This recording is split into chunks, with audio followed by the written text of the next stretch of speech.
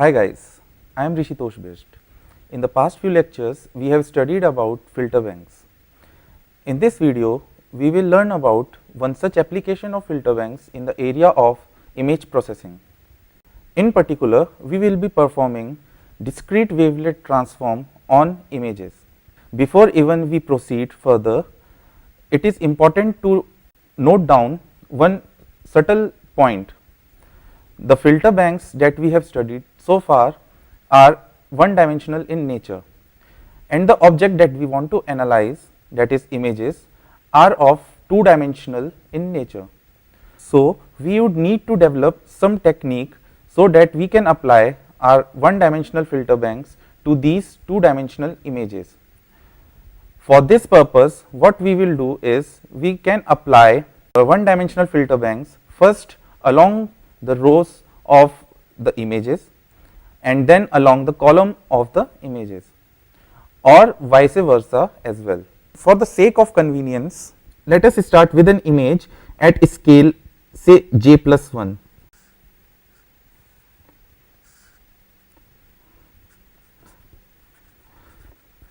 So let this be our image, and let us represent this image by I with scale j+1, m and n, where m denotes the rows of the image and n denotes the column of the image. To start with, we can say that this image I is an original image itself, and we will later see that this input I can be any signal and at any scale j. So suppose I j+1 mn is the starting signal, and it is passed through two filters, one a low pass filter and a high pass filter with transfer functions of h0z and h1z respectively. Let us also assume, without the loss of generality, that they are applied along the columns of the image first. The frequency response of the filters can be shown as, suppose that this is our frequency axis f and this is the magnitude.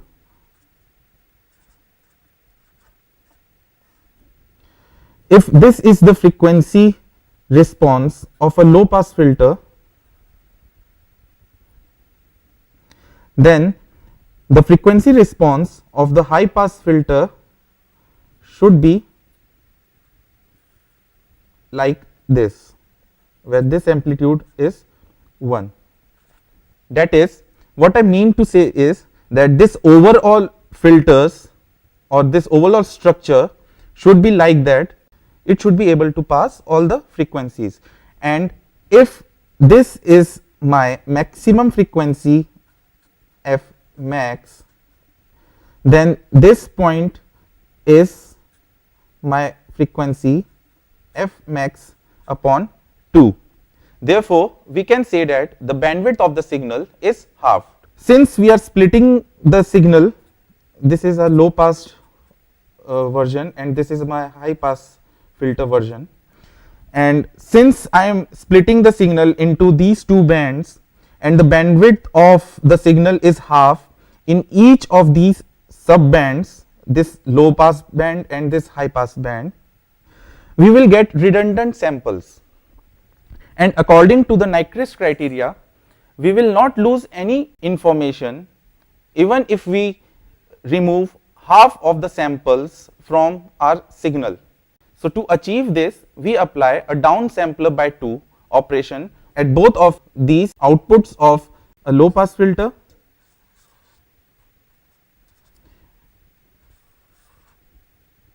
and the high pass filter. Once we have done this, we can then apply these one dimensional filters and these downsampler operations now along the rows, and after this output and after this output that we have obtained, we again apply low pass filtering operation and a high pass filtering operation, followed by subsampling by 2 and again followed by subsampling by 2, and at the lower output of the high pass version we again pass it through a low pass filter followed by downsampling by 2, a high pass filter followed by downsampling by 2. But the difference now lies is that these filters and these downsampling operations are now acting on the rows of the image I j plus 1. At the output of these filters, we obtain subbands as I, L L, J, M, N, I, L H, J, M, N, I, H, L, J, M, N, and I, H, H, J, M, N. We know that high pass filter extract the edges and low pass filter does the approximation. So if we look at the output I, L, L, J, M, N, it has passed through two low pass filters. So this output I, L, L will give an approximation to the input image that we have taken over here. If we consider this output I, L, H, we will see that it has passed through a high pass filter which acts on the rows of the input image. So what this ILH output will do is that it will extract the horizontal features of this input image. Similarly, if we will look at the output IHL, the input image has passed through the high pass filter which acts along the columns of this image. So IHL will extract the vertical features of the image. If we will see the output IHH, we will observe that it has passed through a high pass filtering operation along the columns of the image and a high pass filtering operations along the rows of the image. So the output IHH will emphasize the edges along the diagonals of the image that we have taken over here as an input. Pictorially, this can be represented as, this is our output that we have got as ILL. This is the subband where our output ILH will occur, and this is our subband where the output IHL will occur. This is the subband where the output IHH will occur. This represents that in this part of the image, or in this subband of the image, we get an approximation version of the image, whereas this part of the image where we have output as ILH, we get or we extract horizontal edges. At this subband where we have an output IHL, we extract vertical edges.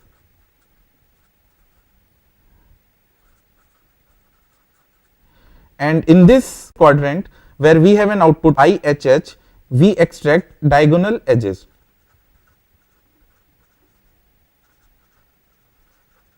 Such a type of representation is referred to as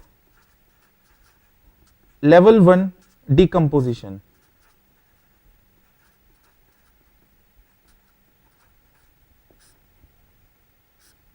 If we will do simulation of such a thing in using any software like MATLAB, so what we will obtain is a figure like this.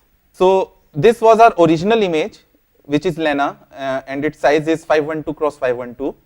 And after performing the same operations as explained before, we have decomposed this original image into 4 subbands. This is my first subband, which we have called as LL subband. This is my another subband called LH subband. This subband is HL subband. This subband is HH subband. So as it can be seen clear from this output that maximum energy that we have captured, or the maximum information that we have captured after first level of decomposition, is contained in the low subband.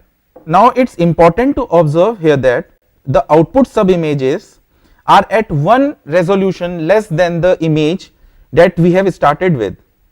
That is, we have in effect lost the resolution by a factor of 2 along the rows of the image and also along the columns of the image. Since we have done subsampling by a factor of 2 both along the rows and along the columns, it means that in effect we have done subsampling by a factor of 4. Therefore, each of these subbands, that is LL subband, LH subband, HL subband and HH subband, contains only 1/4 of the total number of samples in our image originally. Now in principle, any one of these subbands or all of these subbands can be analyzed or partitioned further.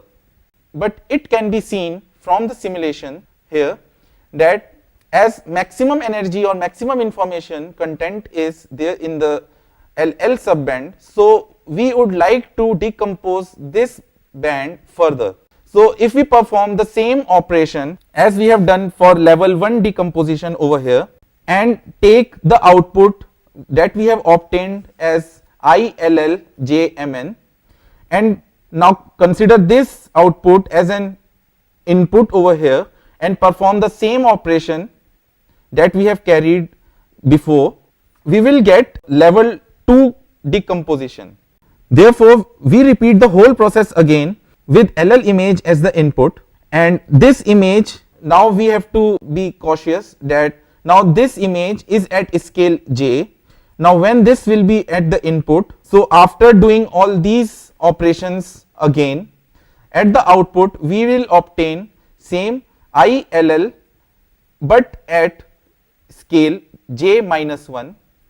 Here we will get output ILH but now at scale J minus 1, and we will over here we will get output IHL but scale J minus 1, and over here we will also get output IHH but at scale J minus 1. So we have lost the resolution by a factor of 2 along both the rows and columns of the image that is that the output ILL is displaying. So to see this further, since this was our level 1 decomposition and we are performing the same filtering and downsampling operations on this LL subband image, then at level 2 we will obtain picture something like this. Pictorially, this can be depicted as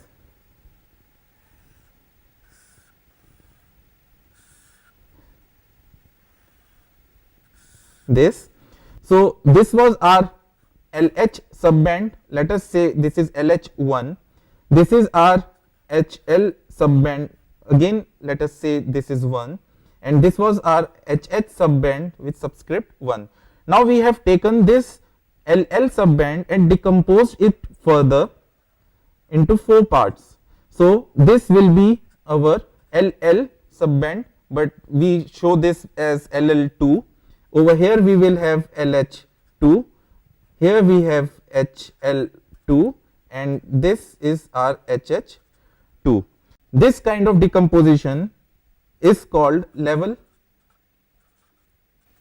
2 decomposition.